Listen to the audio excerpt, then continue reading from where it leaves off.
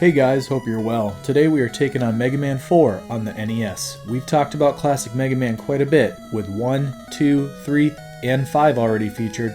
It's time to pull out the broom and sweep the rest of this series up. Common theme and opinion in the Mega Man fanbase is that the first 3, especially 2 and 3, are where he truly hit his peak. When looking at the reviews at the time, you can see that it was actually praised for being a fantastic game. But a lot of gamers would also argue that critics or players were growing increasingly critical of the series, and in the short run, maybe a little tired of it. The question is, when you don't just blow through all of them and burn yourself out, how do these games actually hold up compared to their initial trilogy? To be fair, I think a lot of people have noticed the second half of the hexology catch a lot of shade, but in hindsight, we have to admit, Mega Man 4 was a vitally important progression to the Mega Man character, being the first Mega Man game to include the charge shot.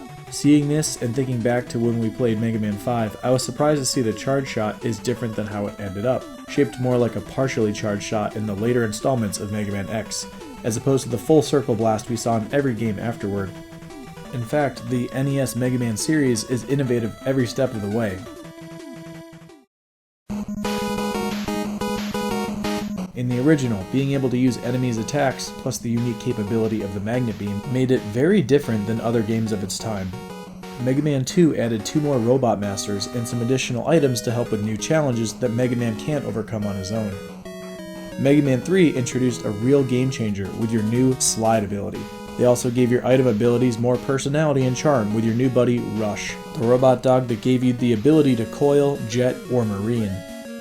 Mega Man 4 brings in the charge shot, meaning the combo of sliding and charging is now here to help keep our hands busier than ever. Mega Man 5's edition of collecting letters, 1 per stage, was pretty cool, but unlocking a tiny robo-bird named Beat is just kind of more silly and cheap than it is badass. And as we can easily see just on the cover of Mega Man 6, there's another innovation just waiting for us. But today, let's check out Mega Man 4 and see where the alleged series decline all began.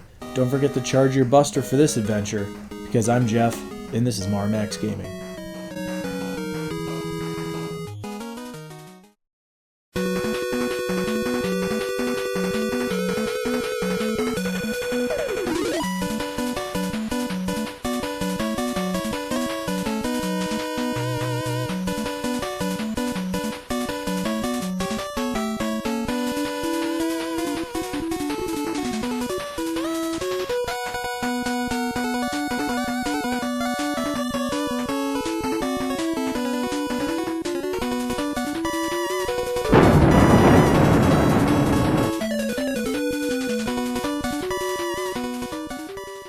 So, Mega Man 4. We would be absolutely out of our minds if we didn't compare the presentation of the intro with the first 3 games in mind.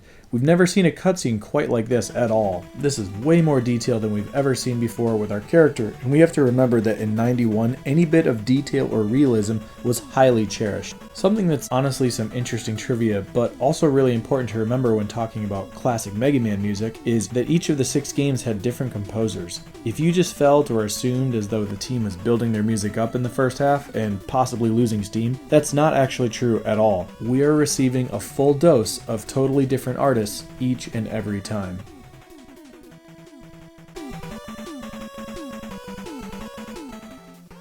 The level select theme is catchy, and I find myself excited to play as I listen to it. Just as we've done in the past, I want to talk first impressions regarding the Robot Master names, because that's often a surprisingly big point of contention in the Mega Man series. This lineup is a bit different, and there are a couple that would probably make you laugh, like Dust Man, or Toad Man, or maybe Pharaoh Man. Probably scratch your head with Ring, Dive, or Bright Man. I think Drill Man and Skull Man actually sound the most like something you could expect from the series. We do need to remember too, they went fishing for thousands of Robot Master ideas in a contest, probably because they needed them. But please don't get me wrong for a second, I mean they're just names, and the first games were able to get away with being pretty dang generic. But with all that being said, is there any reason why Dust Man makes your final cut? What actually matters is how the game plays, so let's go ahead and try our luck against the other most ridiculous name out here, Toad Man.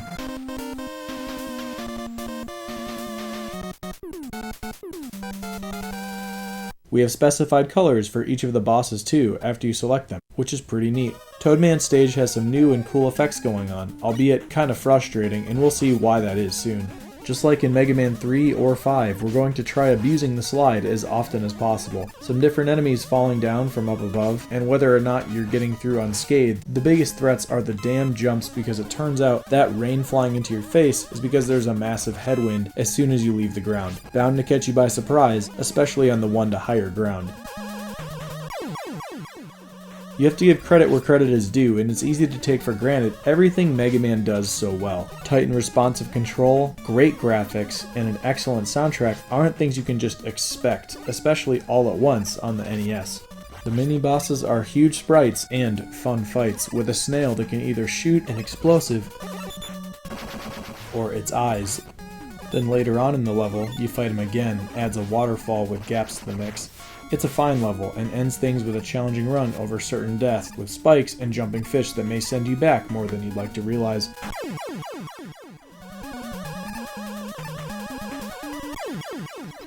Getting to Toad Man. You'll notice that they thought filling the boss's life meter extra slowly and loud would add that much to the anticipation.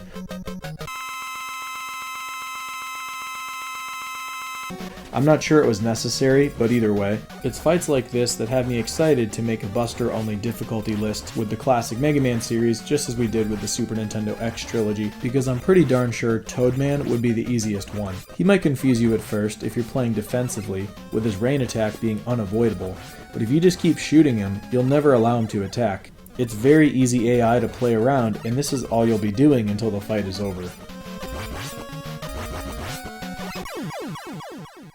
Pretty cool weapon acquiring screen with a pseudo 3D effect, and we have to at least point out that there is some very nice sprite art to admire.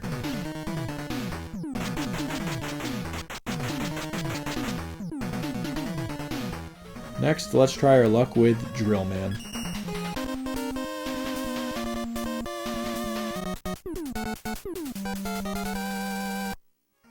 It takes place underground, which makes sense, encountering the familiar little helmet guys that like to shoot their orbs.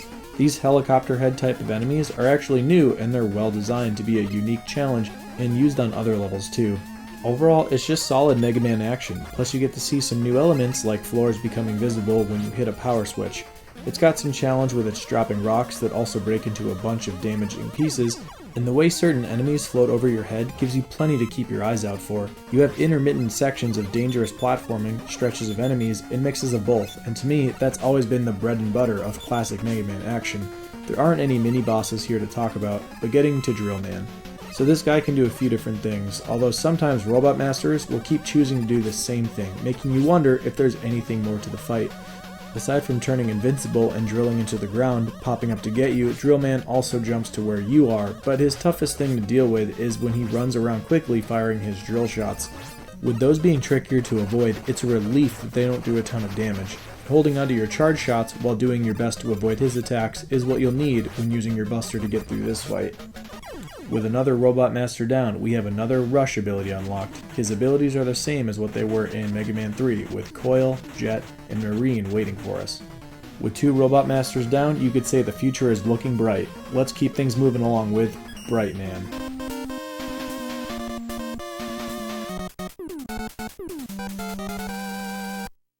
Bright Man's level is actually one of the more creative and cool levels that we've seen yet in the Mega Man series. There are enemies giving off light that when taken out make the stage go completely dark, but we also have other enemies that when we shoot they have a firework or flare graphic that brightens everything back up. So 10 out of 10 for incorporating a perfectly themed level. The borders will no doubt remind you of Sparkman, but that's pretty much all the stage has in common with that one. You'll be trying to avoid shooting down the light enemies so you can actually see, and taking some tack damage along the way isn't that big of a deal. We've got another unique thing going on with these grasshopper type of mechs taking us across the deadly spikes. It's a lot more fun than it is frustrating, and there are a couple sections with them. You have to shoot down these totem pole like enemies before making the jump, and it's just cool level design. Plus, if you get hit by something, your invincibility frames keep you safe from the spikes, for the most part. The most frustrating or challenging parts, though, are these swinging platforms. You even have to look out if you try to use Rush Jet to get through the section easier. I also have to mention, I love the sound, melody, and mood of Bright Man's theme, too.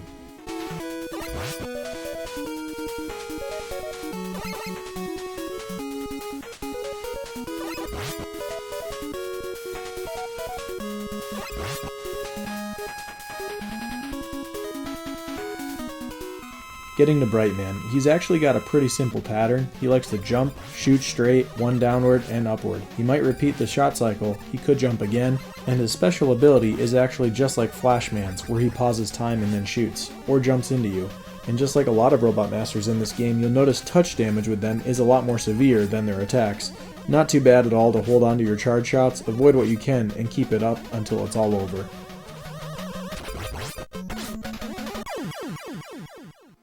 Who to take on for our fourth Robot Master? In the name of dusting these fools, let's go against Dustman. Now here's the first of a few songs that we'll hear that genuinely made me stop in my tracks to have a listen.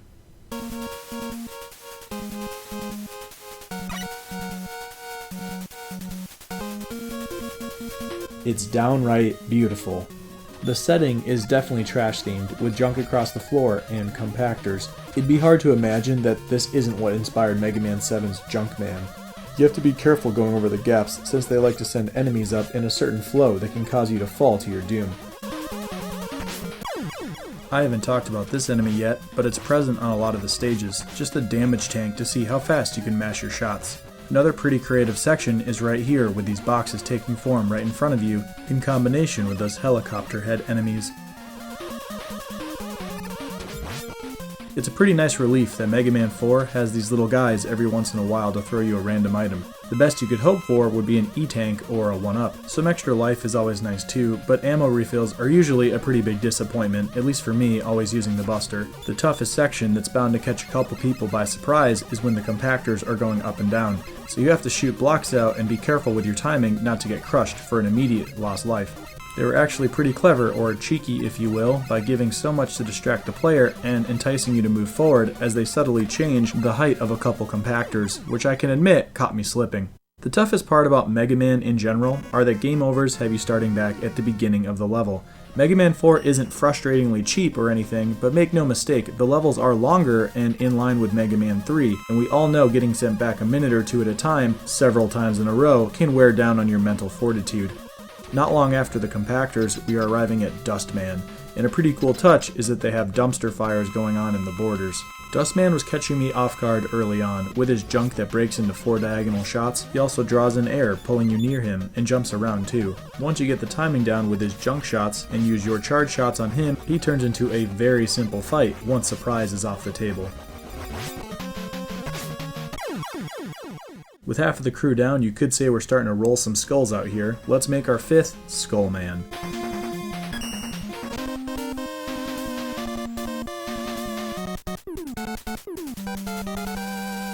We have yet another song that made me stop in my tracks.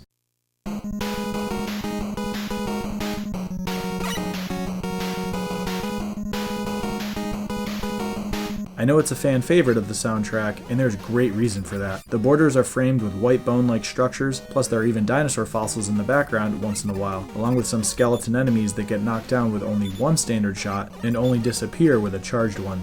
And that's really as far as the theme goes. There's a cool structure to a lot of the stage, where there are multiple levels or borders, layering different enemies and setups, and it plays really well. There are some jumps that'll test how far you can actually reach, and using Rush to make them easier is not always a slam dunk. It is nice that, between your game overs, at least items like E-Tanks do refresh, and sometimes there are optional little sections that are more risky where you can grab a 1-up or an E-Tank. If that's an indicator, I'd probably guess it means that Skullman is about to be anything but a pushover. There's more use of the bats from Mega Man 2, caterpillar enemies, and eventually, when you make it outside again, the sky has turned blood red. Ooh, to go along with the several skeleton enemies.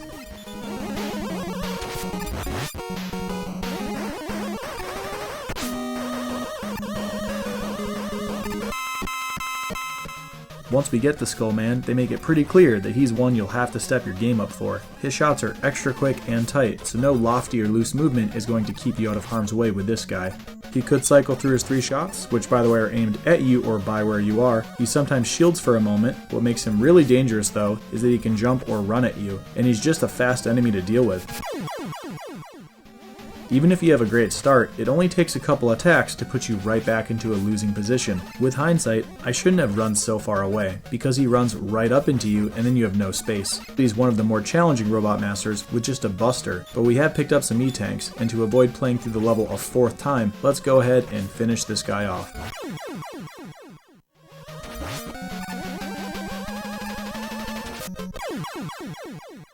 Just 3 more Robot Masters to go, and without a pun coming to mind for such a name, let's go ahead with alliteration. Time to say farewell to Pharaoh Man.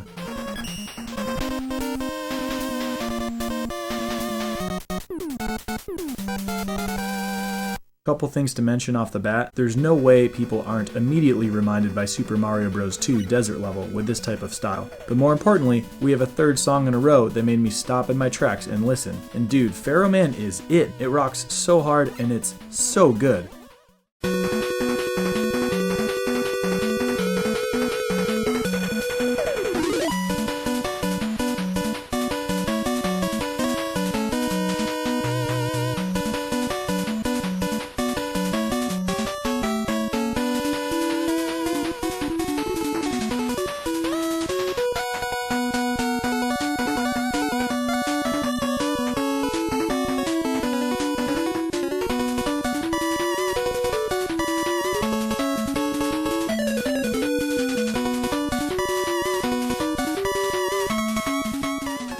The stage itself is also fun, jumping forward to avoid the sinking sands, blowing through robot scorpions, avoiding projectiles, before going underground to more of a temple-like setting, and that's really fitting for everything. The graphics of the torches look really sick. We encounter more bats, and we have another clever diversion of gameplay with these platforms over spikes, moving us from place to place, having to look out for the shots coming out of their sides, even made trickier with carefully placed bats on the ceiling. Even with invincibility, it's not enough to get you through some of the worst transitions. I tapped out and used Rush Jet pretty quickly because why not use the tools you're given? It's what they're for. Eventually, getting to Pharaoh Man, he's another unique fight, and you know something's up when the ground isn't flat. Like with Quick Man or Snake Man, for example, it can definitely make the fight more awkward or difficult. Pharaoh Man likes to jump towards you while throwing a projectile, frequently multiple times in a row. He also stops the charge up for a big Pharaoh Blast, and hoping that he does that multiple times in a row in the right spot is the easiest way to get through this fight. It's very hard to deal with him constantly leaping right at you with multiple orbs flying at your character. Using his blast if he ever decides to stick in a spot is Pharaoh Man's biggest mistake that he can make against a Mega Man that knows how to charge his buster for multiple shots in a row.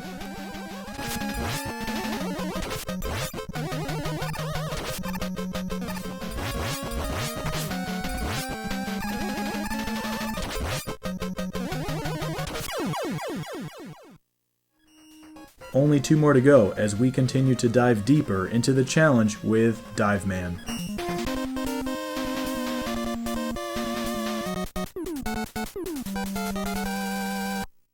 As we could have probably guessed from the name, we're dealing with a water level, and I have to say, there are some really well put together platforming challenges. A lot of enemies and placement of things makes it feel like a real obstacle course. You also have to take out a couple mid-level whale bosses that launch missiles, 2 overhead projectiles. Biggest thing is jumping up to mash your shots aggressively to get out of there quick. As you move along with each screen, the objective is just a bit different, and there are some great tests out here. It's also interesting as the water level rises up and down in some sections, it adds to the variety since it changes your jump physics mid-air. Between all the enemies and the instant kill spikes on the ground, or the ones moving with the tide, definitely a fun and challenging level with quality platforming.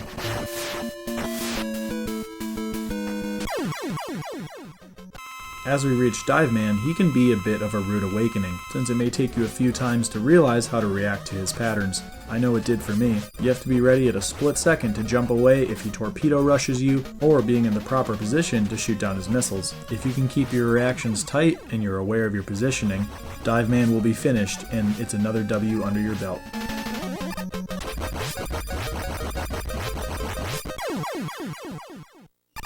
Last Robot Master to defeat. Time to ring the bell with Ring Man.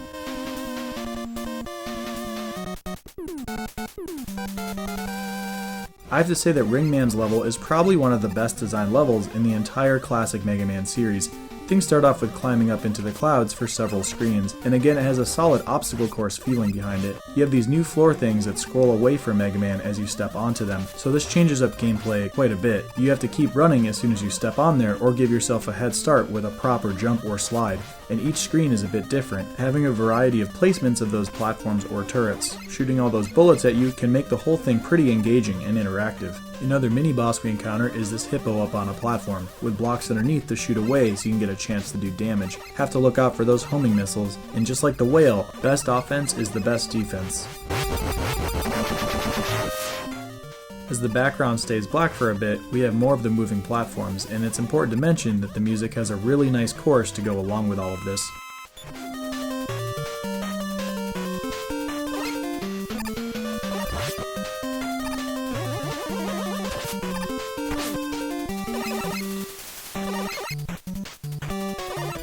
It has a nice space vibe going on with it eventually, playing off Saturn's ring, I'm sure. They even went through the effort of creating another mini-boss with these rings instead of eyes. It sends those rings out at different lengths and you have to be ready to get your shots in at its weak point. But they really throw things for a loop with the scrolling platform that goes the opposite direction of what you're used to. So now it's more important than ever to get a good head start, otherwise you won't be able to clear the distance.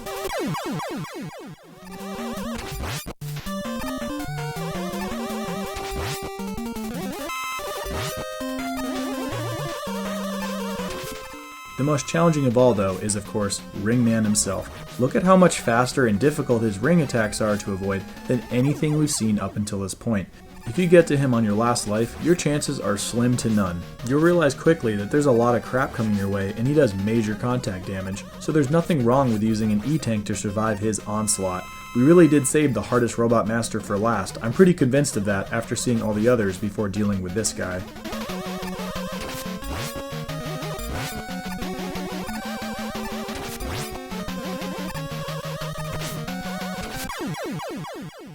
We are finally through the Robot Masters and just have the Wily stages to deal with. If we remember, the series used to have only a few levels en route to Wily. We know things have changed with Mega Man 3 having 8 stages after the Robot Masters, and we also saw that Mega Man 5 had 2 castles with 8 levels to get through as well. If this never before seen Dr. Kozak posing as the main villain isn't an indication that we'll probably be going against 2 castles again, I don't know what is.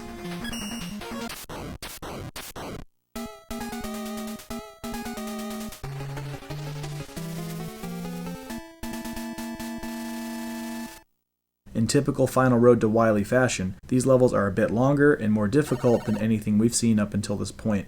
There are also new sceneries, along with familiar enemies thrown together in new mixes to keep it fresh, allowing it to truly feel like a big send-off as you march toward Mega Man 4's finish line. You can feel the developers being more harsh with you in regard to your checkpoints. Usually losing on an end-of-level boss would put you right outside that door, but not on the final half of Mega Man 4. You will regularly be thrown back to the level's halfway point if you don't get through the boss. There are some really awesome looking sprites and a solid variety with how to go about taking these big robots down. It would take quite a while and maybe get a bit stale if I were to speak through another 8 levels, so just as we did in Mega Man 5, let's use the castle's extended track and take a bit so I can show them to you. Dr. Kozak, you are going down.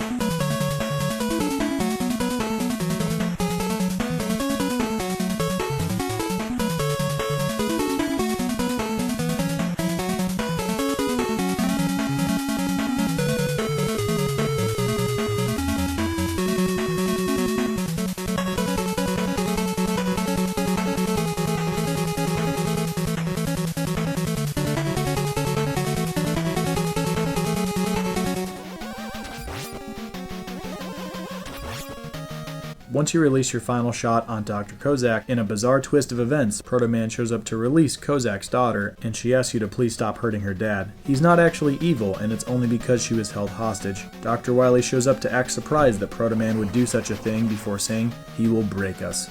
But we'll see about that. For the 4th time in the series, it's time to go to Dr. Wily's castle and take this guy down. There are a lot more spikes on the home stretch, more big bosses. I'm also mentally ready to buckle down and learn for those 8 Robot Master rematches with the Buster. We have to remember that we are in fact worthy of the challenge with E-Tanks and our buddy Rush by our side. Dr. Wily, you don't stand a chance.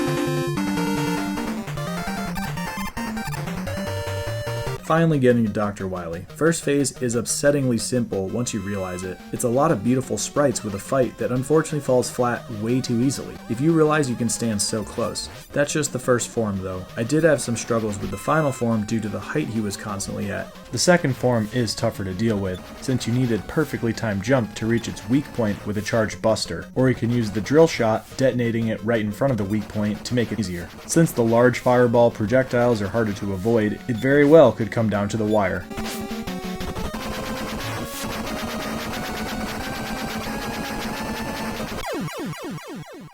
Just like in Mega Man 3, we're going from the final skull now to another final skull, finally at the end of the game. It's a very short hallway leading up to the final boss. The most annoying and difficult part about the final boss is not knowing where he'll show up, and often Dr. Wily likes to be at a height that your buster can't reach. So after struggling a bit with this, I decided to switch to Pharaoh Man's attack since it goes above your head. But I didn't mean to completely rob the fight of all of its challenge. Using Pharaoh Man's attack was like letting all the air out of a balloon. And I just happened to try Pharaoh Man's attack thinking of its placement above Mega Man's head might make it easier. But just like that, the fight totally breaks down and it was actually made way too easy.